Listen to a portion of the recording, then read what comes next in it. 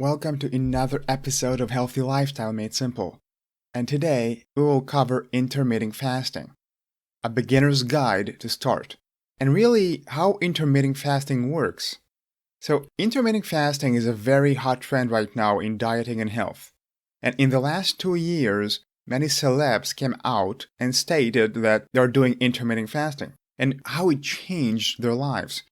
Terry Crews, from my favorite show right now, Brooklyn Nine-Nine, said he's doing intermittent fasting.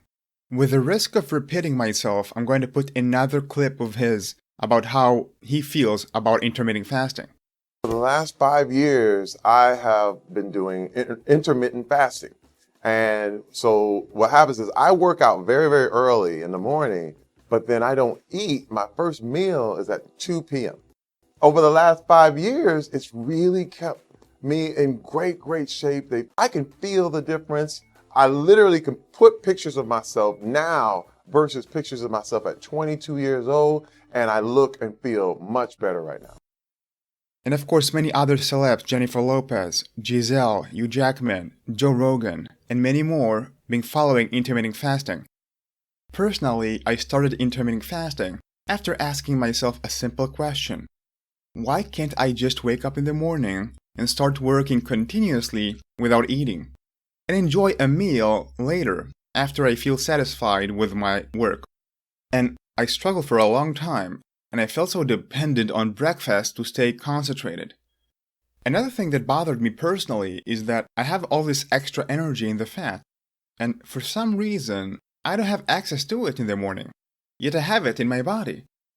So that's the question that led me to intermittent fasting. And because I've been following intermittent fasting myself, experimenting with it, and researching intermittent fasting for over 6 years now, I'm your intermittent fasting guide for today. And my goal for today is not just explain to you how to start, but how to make you celeb too, so one day you too gonna say, I'm doing intermittent fasting and it changed my life. Now, I'm assuming that you're ready to start and you wonder how. That's awesome, because you'll get exactly that. In today's episode, I'll guide you step by step how to start. You're about to discover intermittent fasting, how it works. Is it extreme to fast like this? The 3 best ways to start, and 5 practical tips to make intermittent fasting easier today. This episode will help you lose weight, improve your sleep, save you a ton of time off your schedule, feel energized, focus, and stay healthy. So if you like that, then now let's do this thing. I'm Ramon Lumen. I was lucky enough to lose my health at a young age. When I regained my health, I realized my happiness, success, joy, and even financial security are all connected to my body, far beyond what I was led to believe. With a burning desire to never ever lose my health again, I started a journey. And after 13 years of metabolic research, hundreds of self-experiments and blunders, today I implement strategies that change my life and the lives of people around me. These are vitality, youthfulness preservation, and wellness strategies. I created Health and Vitality Made Simple podcast to give you simple, actionable, step-by-step strategies to help you do the same. If you're an open-minded person and an action taker who is looking to keep your body young, your mind sharp, your strength high, and vitality up, you are in the right place. And remember, the information and steps are not medical advice and may not suit your individual circumstances, such as allergies or medications. For more, go to RamonWellness.com. Now, let's get started. As we start, a little disclaimer. We don't know completely the impact of intermittent fasting on pregnancy. So if you're pregnant or breastfeeding, please consult your doctor before starting intermittent fasting. Now, to create today's episode, I use feedback from my live audience on Clubhouse, where I host events on intermittent fasting continuously. If you're not with me there, you're missing out. So my club is called Intermittent Fasting for Beginners. So you simply can search that on Clubhouse and find me and get those free events. And as a listener, I invite you to ask questions which I'm going to use in those podcasts. Also, feel free to connect with me directly or send me messages. Simply type Ramon Lumen and you're going to find me and connect with me. Of course, all the events and the discussions are free. I recommend stopping this for a second, search my name, and join me on Clubhouse.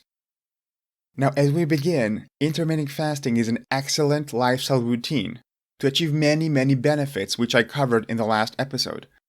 For example, to lose weight, to keep your body younger for much longer, to increase focus and concentration and reduce tiredness. It helps you to stay healthy, really, and it even saves you time and money. Now, if you are in a point you need more motivation and more inspiration to start intermittent fasting, I recommend going to the previous episode. Episode 23 is called Lose Weight and More, Top 10 Reasons to Start Intermittent Fasting. To get this episode, Google Rimon, R-I-M-O-N, Wellness, #23, and you will find it immediately.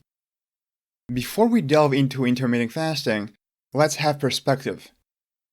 Intermittent fasting is just a tool in your arsenal for a healthy lifestyle. It is just a tool, the same with diets, supplements, detox, sleep. All those strategies are just tools. Now, personally, I have no faith when it comes to using health tools. The goal is not to do intermittent fasting or following a certain diet so we can tell others we do that. The goal is to achieve what we want to achieve, which is usually an experience. And that decision depends on you, what makes you happy. You don't have to implement anything. What you want to do is learn the benefits, start, and see how it works for you. The goal is really to achieve what we want with our bodies. So my goal today is to educate you about another tool that is called intermittent fasting so you could increase your toolbox and experiment and see how it makes you feel, what the results you're getting, how your blood test, your weight, your energy. And besides, in all my podcasts, this is my goal, to give you more tools to your toolbox. And intermittent fasting is such a tool to give you both a healthy body and the lifestyle that you enjoy in the way. Intermittent fasting. How it works. I like to start from the basics. And to understand intermittent fasting, let's break down the words. You know that fasting is not eating anything for a certain time, usually a day or more. And the definition of intermittent is not happening regularly or continuously, stopping and starting repeatedly with periods in between. So together, intermittent fasting means fasting for some part of the day, a window during which we restrict ourselves from eating. And to be clear, we need to separate fasting from intermittent fasting. If you fast all day long, I view that as a fast. What makes it intermittent is that you eat at some point during the day. And of course, we're talking about the waking hours. There are about 16 hours a day, and you can choose which hours from those 16 hours you choose to fast. Some people define the intermittent fasting window as a fasting window or eating window, but it's really the same, it's simply the opposite. The fasting window and the eating window are just opposite to one another. Another point is, intermittent fasting is not a one-time event. It's a lifestyle habit. If you happen to not eat anything for a day by mistake, this is not intermittent fasting, and it won't give you all the benefits we will mention today. Intermittent fasting is something that you put into your lifestyle and form a habit.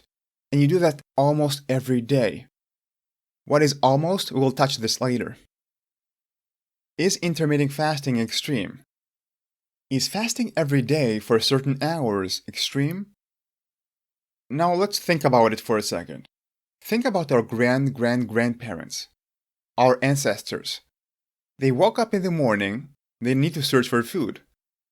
Let's say they needed to hunt or fish. And they didn't eat until they found something to eat.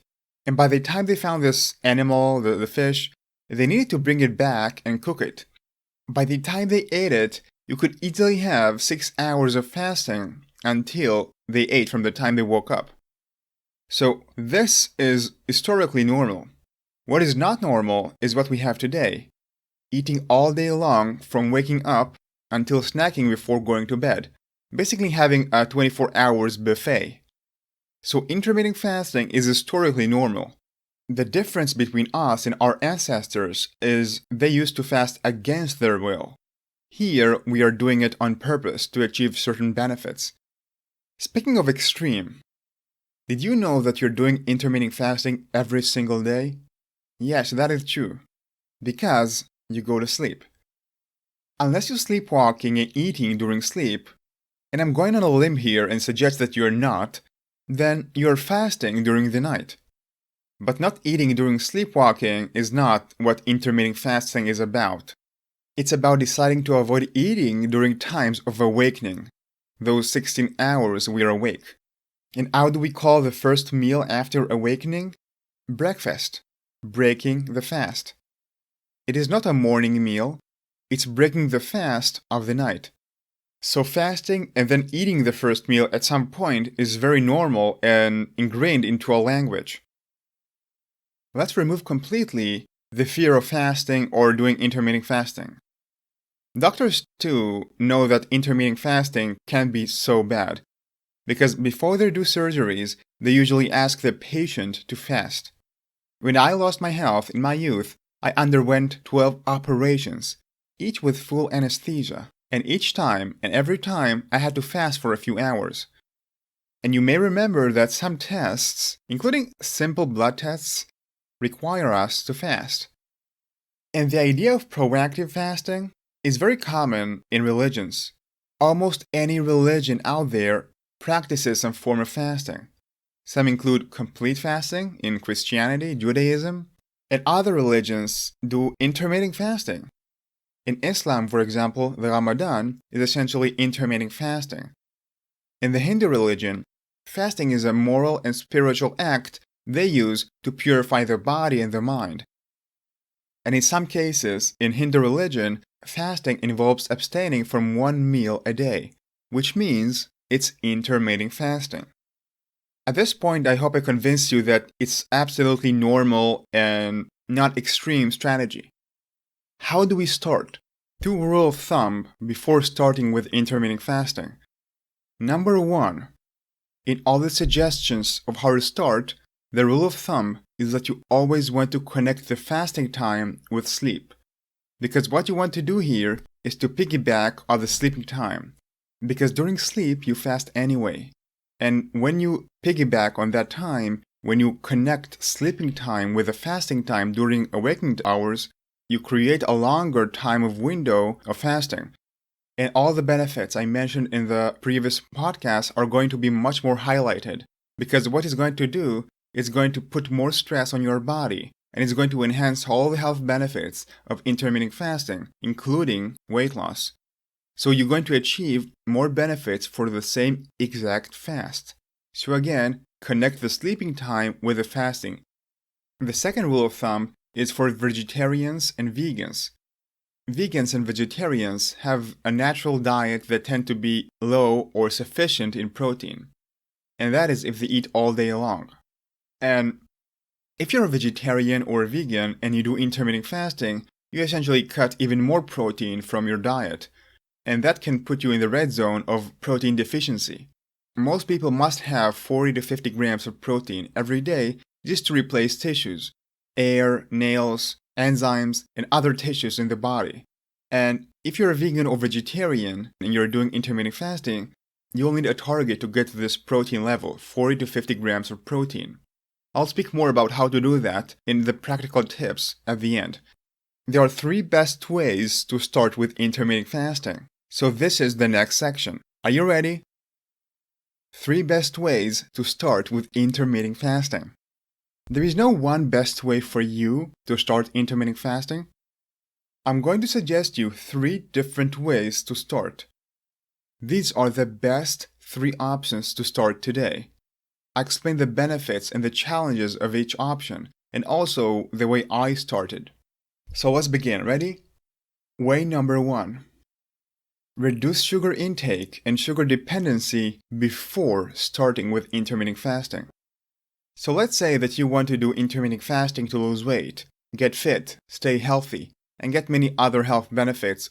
The thing is, if you eat a lot of sugar and you need to eat sweets all the time, then the sugar takes a lot of the benefits from intermittent fasting. So you want to reduce your sugar intake before you start intermittent fasting. Personally, I started with 3 weeks to remove this dependency and get rid of my cravings to sugar. And also during this time, I increased my nutrition and covered deficiency. An issue with starting intermittent fasting is when there is a deficiency of nutrients in the body and you cut your eating time, you receive even less nutrients. Because our current food system is not very nourishing. And when you cut your eating time, you want to make sure your nutrient level are sufficient. So when I fasted, my body wasn't starving for nutrients. So this is what I suggest you do. If I combine those two things, increasing nutrients level and also breaking sugar addiction and removing sugar dependency, this is exactly what I did. If this way resonates with you, I invite you to learn exactly what I did and how I broke my sugar addiction and increased my nutrient level in a seminar that I'm doing. This seminar will do 3 things. 1, you're going to learn how to break the sugar addiction. 2, you're going to learn what to do if you have stubborn belly fat that you just can't lose. And 3, it will help you to create healthy habits so you nourish your body before you start with intermittent fasting. So intermittent fasting is much more effective. If that interests you, go to rimonwellness.com/seminar. And inside, it's an hour packed with content and steps you could do now. So when you register, you're also going to receive a bonus for registration from me. So simply go to the link, register, grab a free bonus, show up, ask me questions live, and discover how to break the sugar addiction, lose belly fat, and nourish your body in the best and the fastest way. And it sounds like a commercial, but it's my excitement. So now let's move on. Are you ready for this? The second way to start with intermittent fasting. Starting intermittent fasting before bedtime. So I said we want to connect fasting with the sleeping time. Here we decided on a window of fasting from the last meal until bed. If you fast 3 hours before bed and you sleep for 8 hours, and you eat your breakfast after, let's say, 1 hour from waking up, you essentially created a 12-hour fast. It's not bad. And you accomplished all this by just fasting for 3 hours. Now you wonder, what's the benefits of doing this type of intermittent fasting before sleep? So the first thing that is going to happen, you're going to improve your sleep quality dramatically. Dramatically, not slightly. And you're going to wake up more refreshed. An analogy for this is sleep quality is almost like a fast recharge on your phone. When you do eat before you go to sleep, it's like recharging your phone when it's on, connected to data and Wi-Fi, and even having a call. On the contrary of that, not eating before you go to sleep is like recharging the phone when it's completely off. All the energy is just for the recharge instead of digestion. And the result of that is you're going to wake up with more energy and you're going to wake up refreshed and energetic. And I could talk more about how our body's circadian rhythm works to explain more of this benefit, but the bottom line, you will sleep better for less time. Another benefit of fasting near sleep is health benefit. Sleep is a repair time and a rejuvenation time for the body. And by fasting near sleep, your body could focus all night simply on repair, which keeps your body younger from within and without. Another aspect of health benefits, there is value to the time we eat sugar and carbs. If we eat them during the day, we can burn them and the body gets rid of them. But if you eat sugar and carbs before you go to sleep, it causes much more damage to the body. And this strategy reduces the damage from sugar and keeps the body younger for longer and you healthier.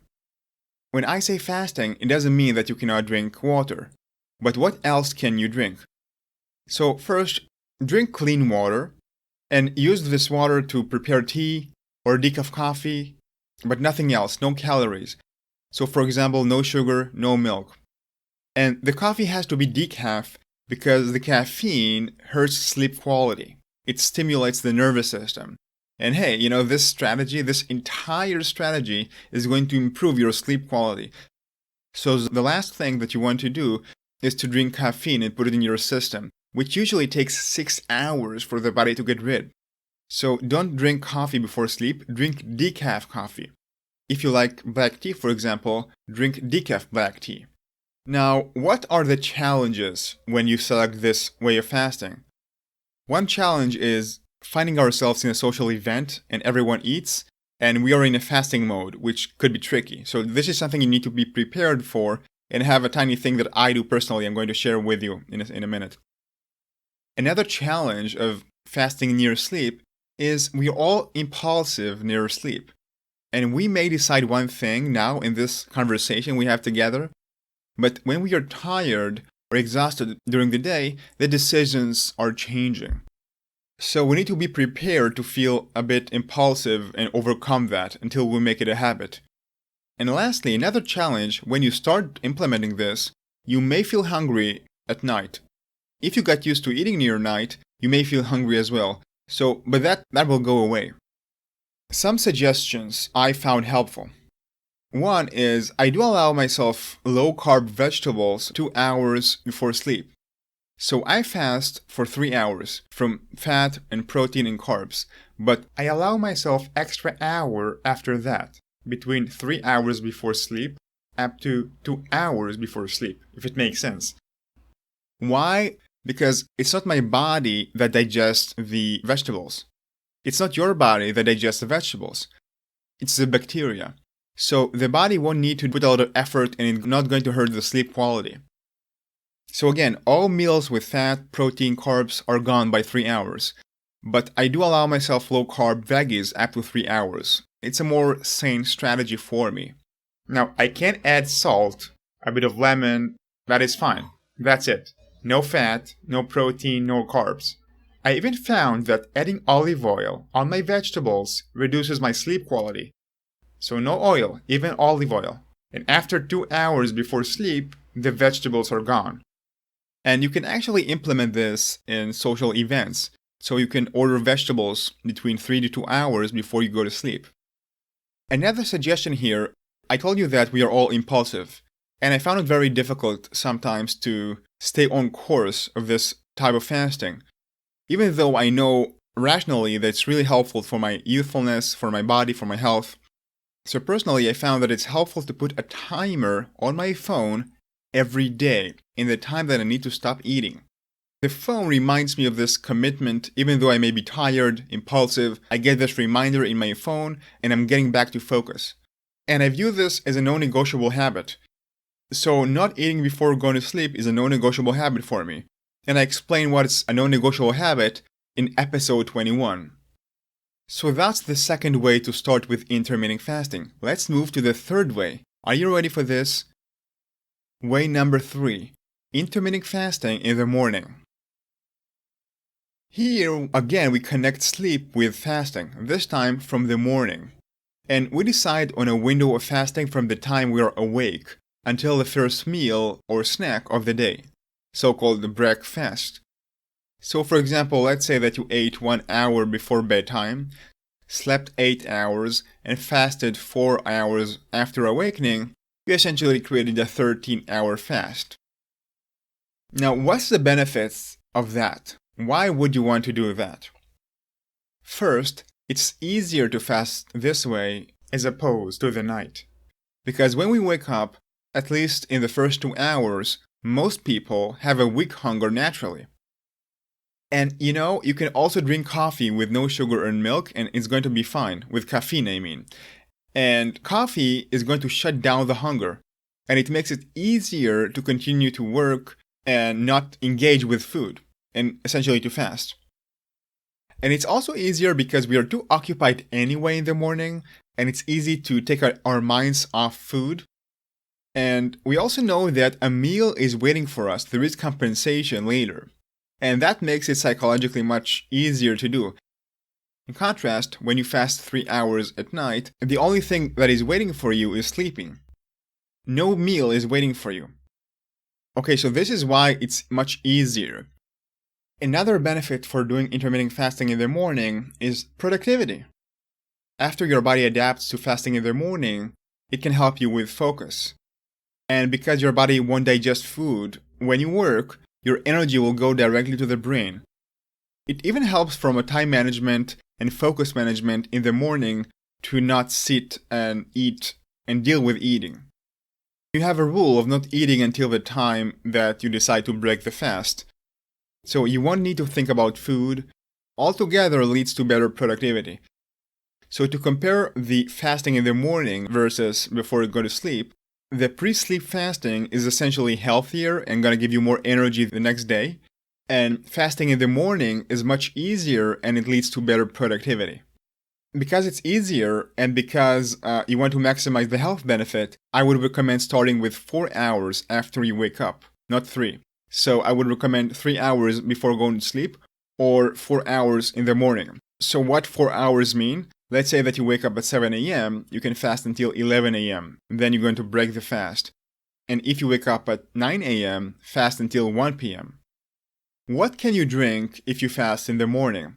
Again, it's the same with night fasting. The difference here that caffeine and regular coffee are just fine, as long as you don't add sugar or milk. Both of them are absolutely not fasting. So espresso is great, Americano, green tea, water with a tiny piece of lemon is fine, maybe a piece of cucumber. I would consider this fasting. Let's say that you want to start with this one. What are your challenges that you need to know ahead of time? One is your focus won't be high in the beginning when you do this. So in the beginning, you need to adapt to it. Your body needs to adapt to it. You're not going to feel immediate boost of energy when you start. So you may need to struggle with this in the beginning. About 2, 3, maybe even 4 weeks. It depends. And also another challenge is if your body is dependent or even addicted to sugar and carbs, then you're going to feel a drain in energy within 2 hours of awakening. And in this case, the solution is either to stick to your guns for 2-3 weeks, hang in there until your body get accustomed to not getting sugar and carbs in the morning. And also with time, the body is going to reduce the hunger too. Another option, which is what I did, is option 1, is first breaking the sugar addiction of the body. Those were the 3 ways to start with intermittent fasting. Okay, so if you start with the first way, I recommend my guidance on that with a seminar. But if you want to start with the 2 other ways, then what you want to do is just try the option. Simply try it for 3 to 4 weeks and then journal during this time. And if you like it, continue it as a habit. So that's the best way. Do it as a trial instead of committing to it before you start. Okay, you choose your way. What do you do next? What you do is increasing fasting window with time. So let's say that you have integrated intermittent fasting. 3 hours before sleep, or 3 to 4 hours from awakening. And you do it almost every day. And you created a habit with intermittent fasting. From here, after a few months, you can increase this non-eating window. Or you can increase the fasting window both ways, meaning combine both the morning and the evening. So you can decide not to eat until 12 p.m. and then you fast again from 9 p.m., 3 hours before you go to sleep. Now, how far can you extend this? What would be the recommended way to do this? I mean, the most extreme way to do this is doing the OMAD diet, eating 1 meal a day. But I do not recommend this. Because of my testing and the research, let me explain to you why. You see, the body doesn't store protein. It just uses it gradually, utilizing this protein slowly. And if you eat everything at once, it's going to cause a situation where your body will not use the protein properly. In my opinion, if you eat all the protein that your body needs in 1 meal, your body won't use it right. A lot of it is going to become sugar. After the meal, if you measure your blood sugar, it's going to spike. It's going to go up pretty nicely, and that's not good.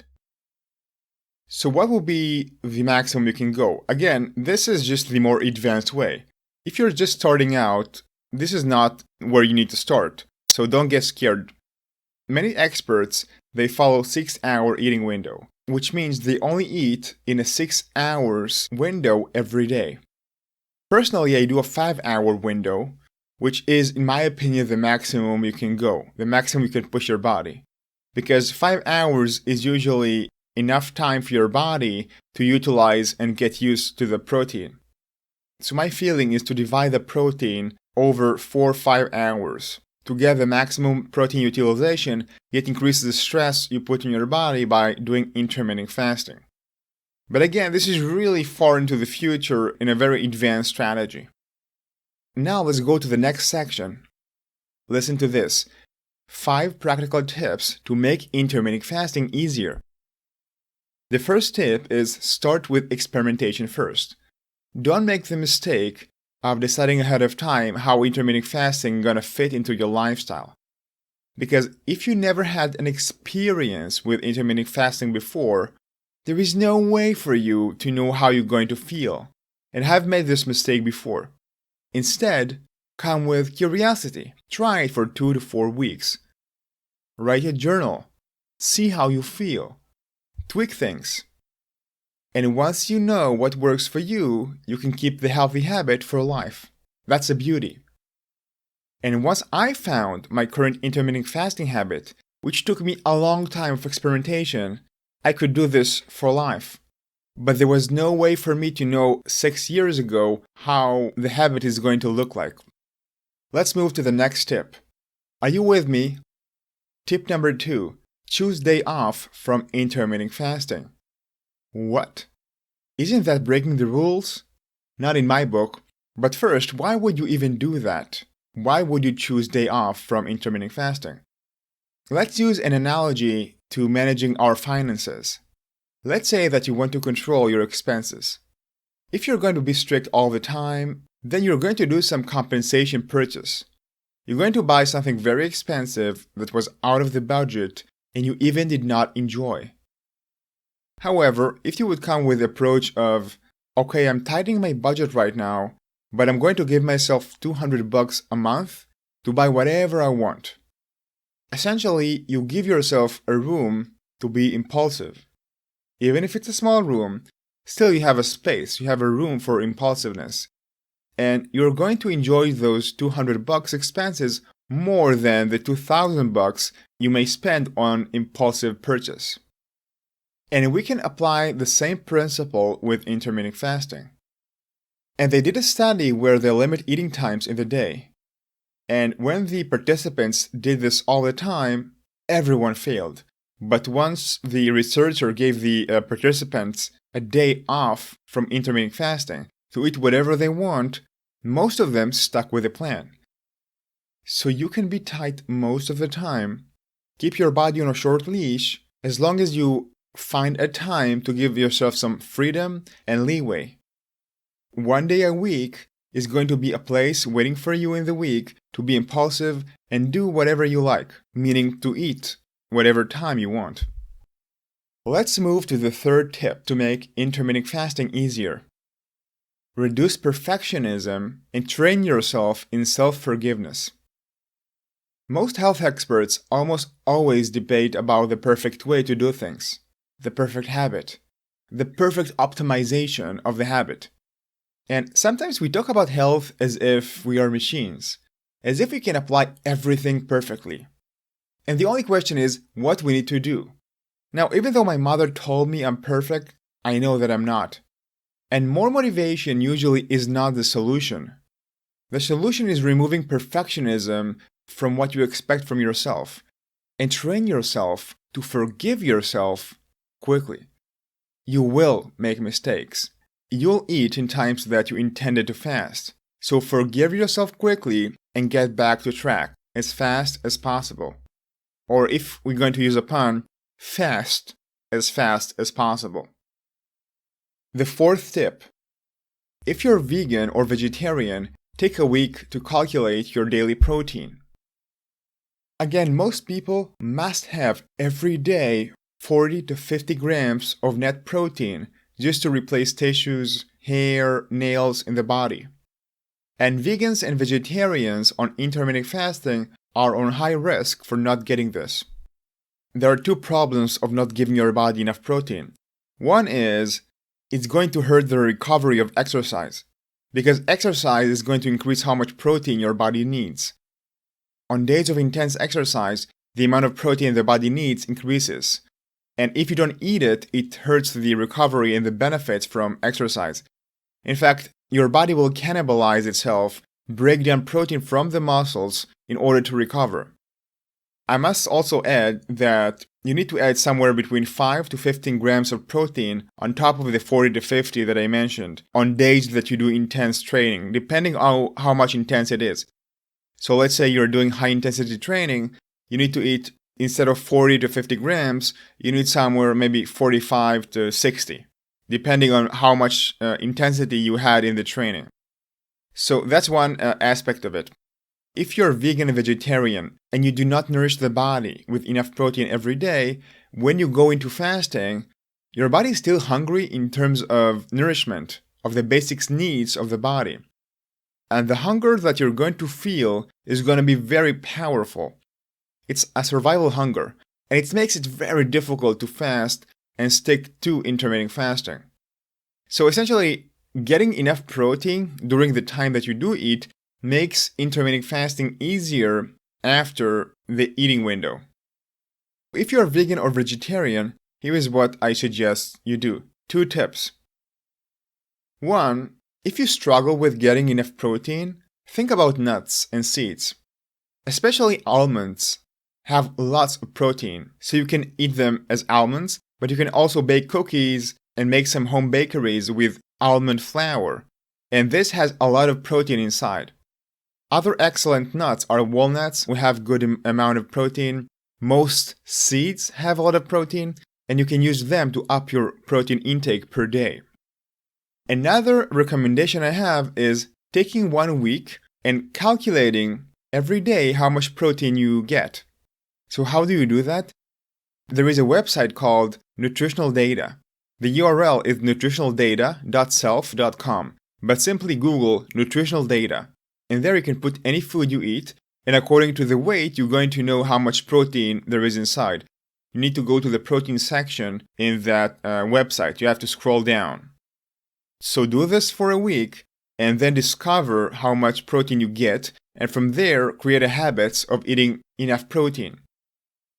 And the last step of how to start is associated with the first best way to start, which is consider breaking the sugar dependency and addiction first.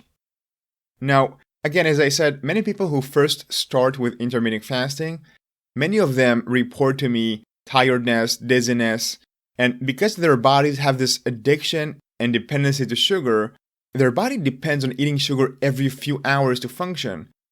What happens when you fast? You stop giving the body this sugar, and there is this painful transition where the body is fighting with you until it gets used to the idea that you're doing intermittent fasting.